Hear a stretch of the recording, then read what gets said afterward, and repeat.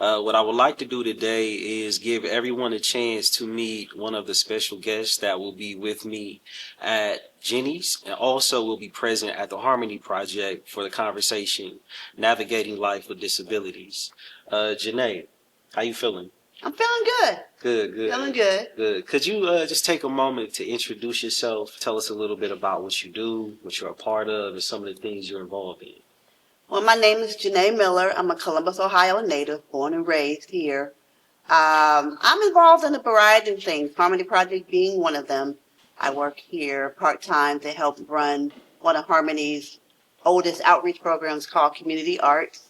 I am also very involved with the American Council of the Blind, which is a national civil rights organization which fights for the rights of for those who are blind and have low vision. I'm involved in that organization both on a local, state, and national level. I'm also involved with Greenleaf Job Training Services. I sit on their board of directors. I'm the only board member who has a disability with that organization. And I'm most recently was appointed by the City of Columbus for the newly formed Columbus Advisory Commission on Disability Issues. So I am a city commissioner. So you busy? Yeah, very. When you sleep? Saturday.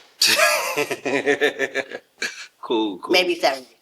Okay. Well, thank you for all the work that you do. Appreciate that.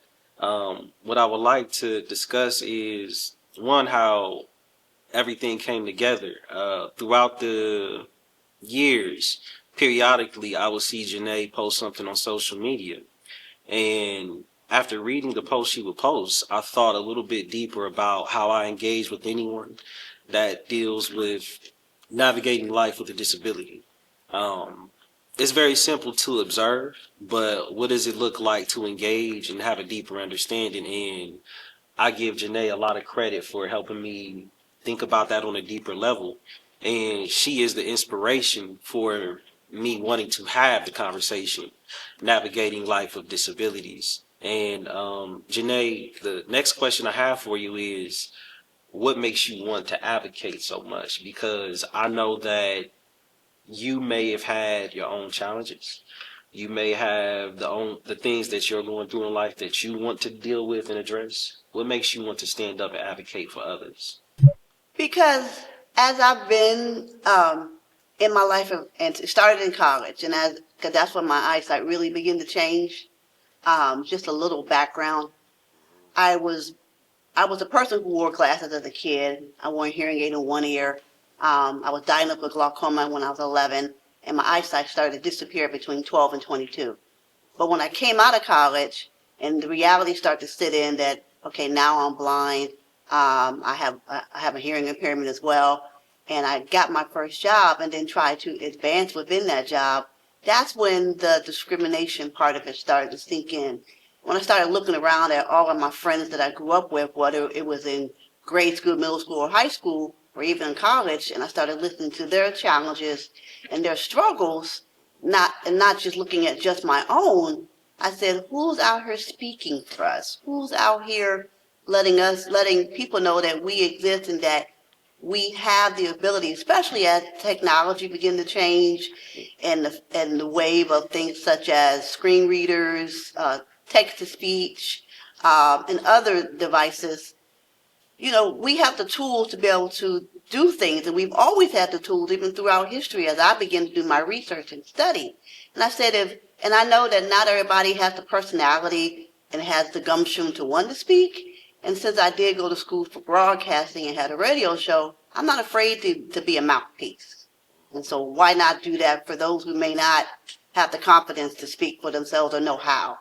And that's okay. That's why there's someone like me. What would you say has been some of the moments where you look back and say, I'm really appreciative of the fact that I stood up and did this? Are there moments where you can say, this is where the work pays off? Honestly, when I came to Harmonies, where I started to see it start to pay off. When I got here in 2010, Harmony started at the end of, like around October 2009, 2009, and I came in January of 2010. And as I began to figure out how do I become involved in an organization that uses music and service or arts and service to give back to the community, how do I do that as a person who's blind and has a hearing impairment?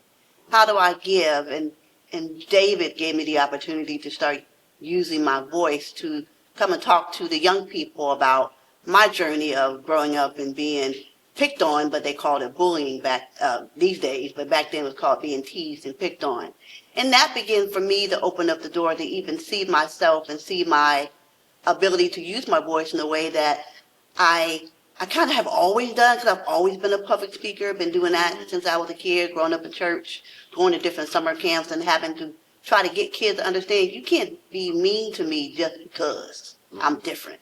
Right. And so that began like a slow journey, and as the years went on, it kind of just slowly grew and grew. And in the last, I'll say 3 years, it's really taken off like a speed racer. So that's when I got more involved in the things that I mentioned earlier. That all happened here in the last 3 years.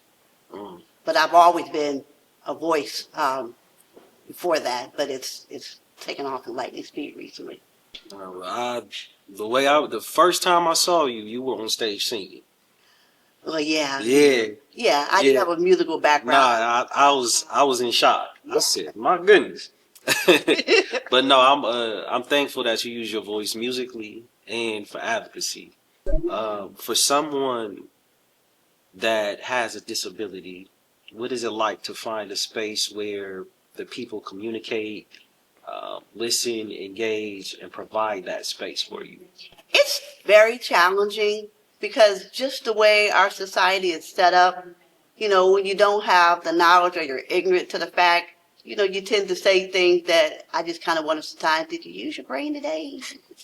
you know but it's a thing where as people are aware and have given knowledge, that helps make the conversation more fluid, more open, and not so weird and intense, so to speak. But it's challenging because some days I don't want to have to explain why I do this, that, and the other thing.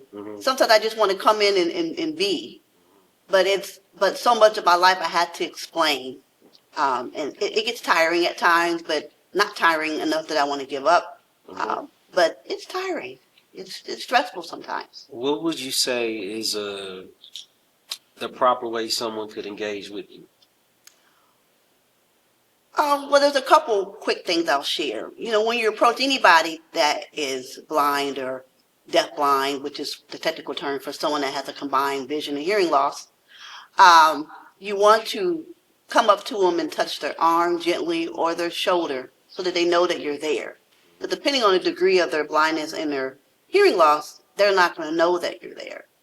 And then, and if they're a person that is still a person that has hearing like I do, make sure you let them know who you are so that they can then properly, engage with you and say your name and be in, good conversation with you. And when you walk away, let them know that you're leaving. Don't just walk away. Even if you're going to the ladies and gentlemen's room, say, "Hey, I'll be right back." And when you do come back, let them know you came back. That there can open up a door because you have allowed them as the person with disability to be acknowledged as a person that has thoughts and feelings, and that has that you're considering them. You're not just dismissing them, because when you don't say anything and you walk away, you're basically saying I'm not important. But when you say, "Hey, I'll be right back," you're showing that I'm important and that I matter. And like that right there, that's like one of the examples that I've learned from Janae, because I would easily not take that into consideration, and I would just get up and walk away. And then I would come back, and I remember there was a time where I had like sent you a message, and you was like, "Well, next time, make sure you introduce yourself and say hi. Like, let me know it was you." So, but that's just a prime example of the small things that I myself didn't take into consideration, but I have a better understanding of because of Janae. Um, when it comes to the advocacy work, and the conversations that we have and things like the big table or just in general, what do you hope people take away from meeting someone such as yourself that stands up and advocates, or someone else that is consistently speaking up for people that have disabilities or live life with disabilities? That we do live life. Um, Whether we have a part-time job or a full-time job or no job, we still have a life. Because, depending on our family dynamics, where we might be involved in our place of worship, we might go and volunteer at a place like the Harmony Project. We have a life. We had to eat and live and breathe, and so we still got to figure out how to get food. We want to have friends. We want to socialize. People with disabilities don't want to be stuck in the house. And that's a kind of a general assumption that we don't have a life, that we don't have anything to do, that we're not involved, or that even we want to be involved, and we do. It's just not everybody knows how to say that. But we want that. We want the same human connection that everybody else has. We want, and for those of us that aren't working and are looking for work, we want to work. And we want to work in a way that works for us, not the way you picture it. You can't, it's a big issue to try to push everybody into a box that you think we should fit in. What makes the Harmony Project space special to you? It's where I found my voice. That's what makes the space special to me. For me, that's what makes it special because, again, even though I went to college, lived on campus for 6 years, had a radio show, a very popular show, which I was proud of. Mhm. But coming out of college, getting a job, um, and trying to figure out how am I going to live as a person who grew up who could see, a kid that wore glasses, and now I'm an adult that's blind. Well, how did that work? And Harmony began to slowly show me that it can work. It's been a journey, but Harmony gave me my voice, and that's one thing I will definitely say. No matter what happens, Harmony gave me my voice, and that's what I love most and appreciate most. And I thank David Brown for that the most. Thank you, Janae. Thank you, Dante.